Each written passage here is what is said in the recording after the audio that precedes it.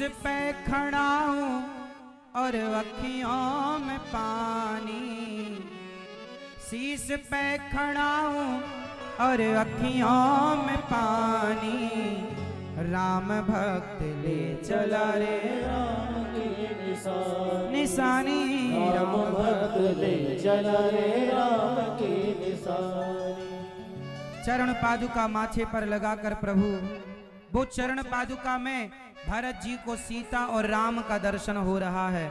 और श्री भरत जी महाराज आज चित्रकूट से अवध की ओर जा रहे हैं, पलट पलट करके राम जी को देखते जा रहे हैं। राम जी भरत जी को देख रहे हैं, सारी माताएं पलट पलट कर राम को देख रही हैं, सारी प्रजा देख रही है, पर क्या करे, जाना है। राम जी ने कहा कि जाना तो है। सारे लोग चले गए। भरत जी नंदीग्राम में जाकर निवास बनाते हैं और श्री राम जी भी सोचते हैं कि अब यहाँ भरत जी चित्रकूट में रहे, जहाँ नजर जाती है बस वहाँ भरत जी ही दिखाई पड़ते हैं। तो राम जी भी अब चित्रकूट छोड़कर पंचवटी की ओर चले। और जैसे ही चले तो गोस्वामी जी ने कहा यहाँ से अयोध्या कांड पूरा हुआ और यहाँ से अब अरण्य कांड चालू होता। गोस्वामी जी लिख रहे हैं कि जब प्रभु आगे चले, उमा पंडित मुनि पावहि विरति, पावहि मोह विमूढ़, जे हरि विमुख न धर्म रति। जब राम जी आगे चले तो वहां पर अभी एक दिन की घटना है कि चित्रकूट पर श्री जयंत राम जी जब आगे चले तो भगवान राम की इस महिमा को कोई ना जान पाया कि ये कौन है। बड़े बड़े ज्ञानी मोहित हो गए प्रभु पर। जयंत नाम का इंद्र का बेटा था, उसको लगा कि मैं देखूं कि ये भगवान कैसे हैं, परीक्षा लेकर के देखूं।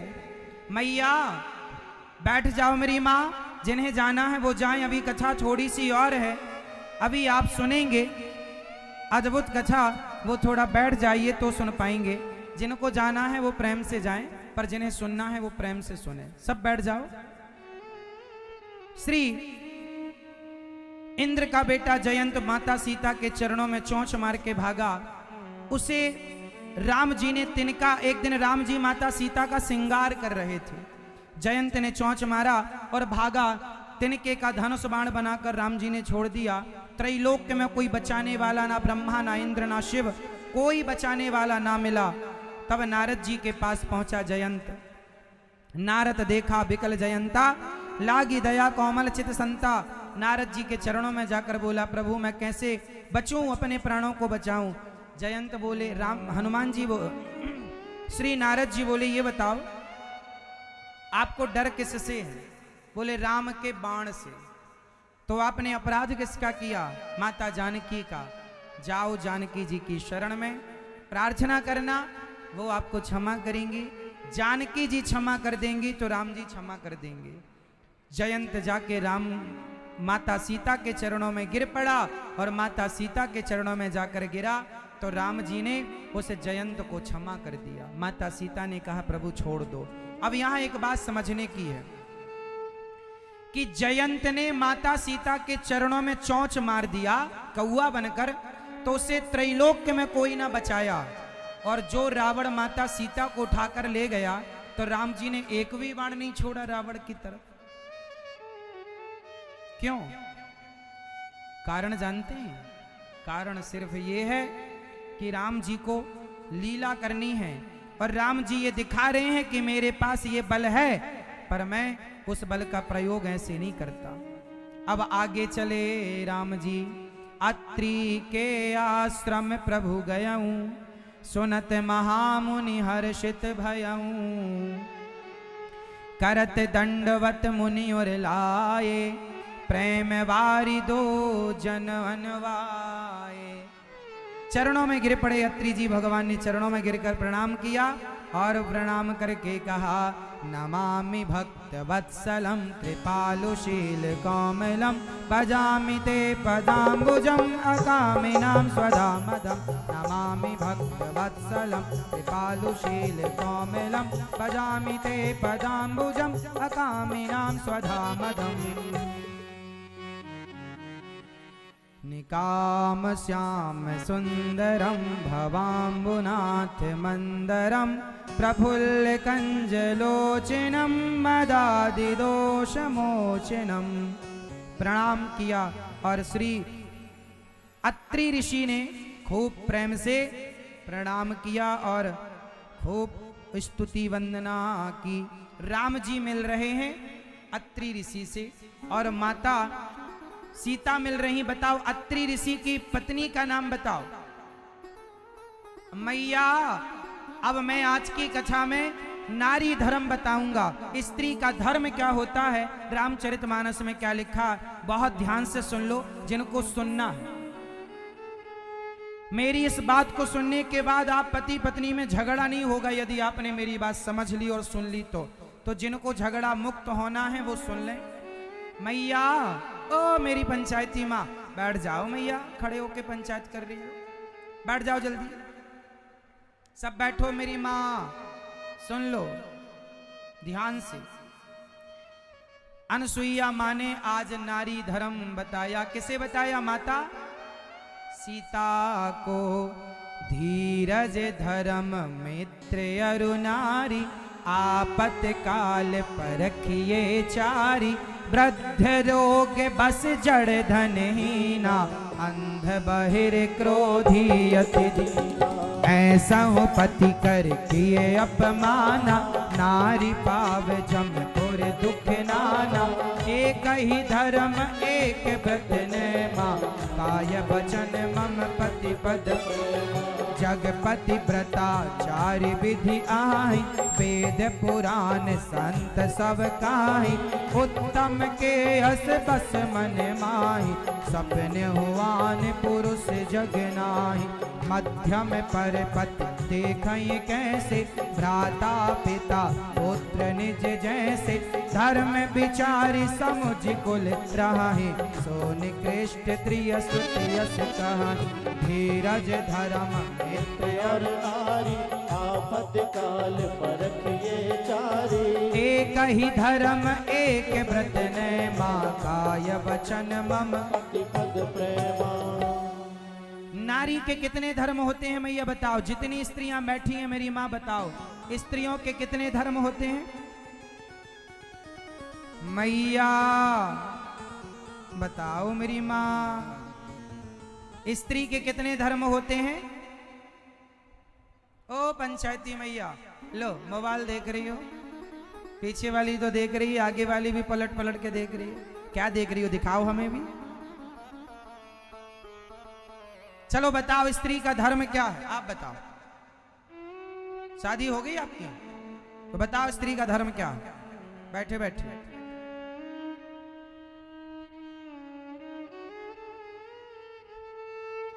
मैया बताओ स्त्री का धर्म क्या है? गुलाबी मैया बताएंगी, पिंक साड़ी आपसे पूछ रहे हैं, बताओ स्त्री का धर्म क्या है?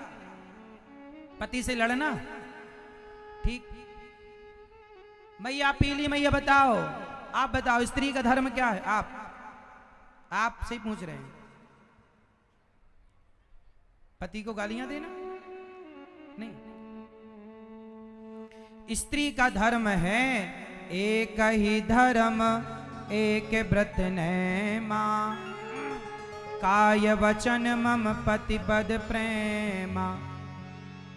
स्त्री का एक ही धर्म है पति की सेवा करना। पति कैसा हो? अच्छा पति अंधा हो, अंध बहिर क्रोधी अति दीना। वृद्ध रोग बस जड़ धनहीना। पति अंधा हो, लंगड़ा हो, बहरा हो, काना हो, गरीब हो, पति कैसा भी हो, नारी के लिए पति कौन? नारी के लिए पति कौन? मैं ये बताओ। दुश्मन? मैं ये बताओ स्त्री के लिए पति कौन? जल्दी बताओ मेरी मां, कौन? चलो मैया सब बताओ, पत्नी के लिए पति कौन? क्या होता है पति? पति परमेश्वर होता। आप मानती हो कि केवल कहती हो? मानती हो? क्यों भाई, आप लोग परमेश्वर की तरह पूजते हो? नहीं? ये दादाजी मना कर रहे हैं, सफेद मूछों वाले कह रहे हैं नहीं, हमारी तो कोई वैल्यू ही नहीं है। कहां गई इनकी दाई?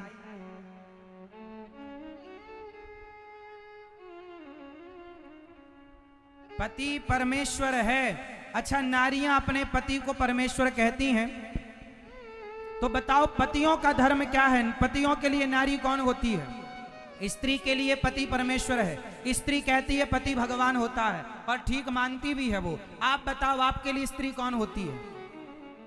आप लोग स्त्रियों को किस नजर से देखते हैं? ये तो आपको भगवान की नजर से देखती हैं। आप लोग बताओ, आप लोग किस नजर? क्यों, आपकी शादी हो गई तो किस नजर से देखते हो पत्नी को? हाँ, क्या कह रहे हो? सही बताओ भैया, आप बताओ, दादाजी बताओ, जिनके बाल सफेद हैं वो बताओ, किस रूप में देखते हैं? लक्ष्मी के, धर्म पत्नी। हमारी जो पत्नी है वह धर्म पत्नी है। हमारी स्त्री को हम उसे, जब घर में पत्नी आती है ना, तो उसे लक्ष्मी कहा जाता है। तो हम अपनी पत्नियों को लक्ष्मी के रूप में देखें, वो हमारी लक्ष्मी है। और स्त्रियां लक्ष्मी अपने पति को नारायण के रूप में देखें, तो पति हो गया नारायण, पत्नी हो गई लक्ष्मी, दोनों हो गए लक्ष्मी नारायण। घर हो गया मंदिर। पत्नी पति को नारायण के रूप में देखे और पति नारी को लक्ष्मी के रूप में देखे, तो क्या हो गया? नारायण प्लस लक्ष्मी बराबर लक्ष्मी नारायण। फिर घर क्या हो गया? फिर घर घर नहीं रहा। घर जहां लक्ष्मी नारायण होंगे वो तो मंदिर हो जाएगा। ऐसे ही रहा करो आप लोग, मंदिर में रहा करो। नरक में पड़ी रहती हो, दिन भर रोना परेशान होना जरूरत नहीं है। नारी का एक ही धर्म है, सिर्फ पति की सी। पति कैसा हो, शादी के पहले चेक कर लो कि अंधा तो नहीं है, लंगड़ा तो नहीं है, बहरा तो नहीं है, गरीब तो नहीं है। शादी के बाद जैसा है, मेरा पति मेरा देवता।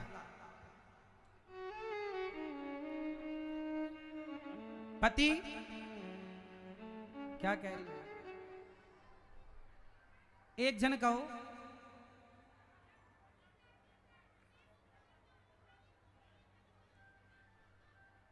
पति परमेश्वर होता है तो पत्नी क्या होती है? हाँ, अरे तुम्हारा ध्यान भजन में है, सुनो। अभी सुनाएंगे, सब सुनाएंगे, वो वाला सुनाएंगे, ऐसे वाला। हाँ हाँ, देखो भजन का भी मैया इशारा करके ऐसा वाला सुनाओ, ऐसा वाला। अब ऐसा वाला कौन सा भजन है वो हम ही समझ सकते हैं और कोई नहीं। समझ गए? सुनाएंगे अभी, पहले और सुनो। हाँ, तो मैया पति कैसा भी हो सेवा करो, लड़ाई ना झगड़ा ना, प्रेम से रहो। ऐसा हम नहीं कह रहे, अनुसुईया माँ कह रहे हैं। हाँ, बिन परमेश्वर सूना मंदिर, बिंदिया बिना लीलार सूना, पति बिना संसार। जैसे मंदिर अधूरा होता है बिंदिया के, जैसे मूर्ति के बिना मंदिर अधूरा, ऐसे बिंदिया के बिना नारी का मस्तक अधूरा। बिन परमेश्वर सूना मंदिर, बिंदिया बिना लीलार सूना, पति बिना संसार। पति ही ब्रह्मा, पति ही विष्णु, पति नरवदाधार। जिस नारी ने कंधा पाया, उसकी नैया पार सोना, पति बिना संसार। एक एक पतिव्रत रहे जगत में, सब व्रत हैं बेकार। नारी का एक ही व्रत होता है, एक पतिव्रत रहे जगत में, सब व्रत हैं बेकार। बिन पतिव्रत के, अच्छा नारी के कितने व्रत होते हैं? कितने मेरी माँ? सिर्फ एक। एक पतिव्रत रहे जगत में, इसके बिना सारे सब व्रत हैं बेकार। बिन पतिव्रत के नारी का तो जीवन है बेकार। सोना पति बिना संसार। बिना नारी, बिना पति के नारी अधूरी है। इसलिए पति होता है ना तो आपका श्रृंगार होता है, पति नहीं होता तो आपका श्रृंगार नहीं होता। इसलिए पति की इज्जत करो, पत्नी का सम्मान करो, रिश्तों को समझो। एक आदमी मेरे पास आया, बोला महाराज जी मेरी पत्नी मर गई। हमने कहा मर गई? क्यों मर गई भाई? बोले हमने कभी उससे अच्छे से बात नहीं की, कभी उसका आदर सम्मान नहीं किया, फांसी लगाकर मर गई। हमने कहा अब क्या?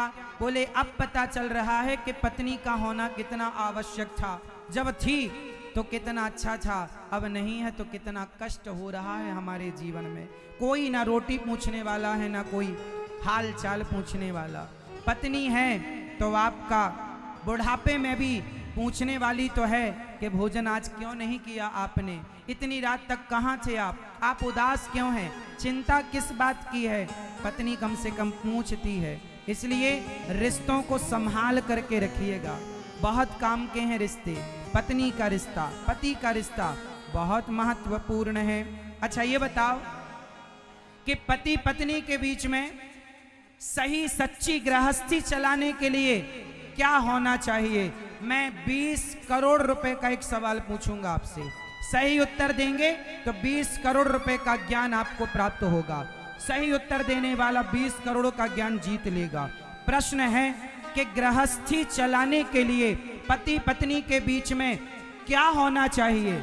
ऑप्शन 4, पति पत्नी के बीच में गृहस्थी चलाने के लिए क्या होना चाहिए? ऑप्शन पहला पैसा, दूसरा प्यार, पति पत्नी में पैसा हो, प्यार हो, तीसरा सहनशीलता हो, या चौथा झगड़ा। बताओ इन चारों में गृहस्थी चलाने के लिए किस चीज की जरूरत पड़ती है? मैया बताएंगी प्यार, ये मैया कह रही है प्यार। आपके हिसाब से गृहस्थी चलाने के लिए क्या चाहिए? क्या पुरुष लोग बताएंगे? पति पत्नी के रिश्ते में चलाने के लिए क्या होना चाहिए? पीछे वाली मैया बताओ मेरी माँ, पीछे वाली मैया बताओ क्या होना चाहिए?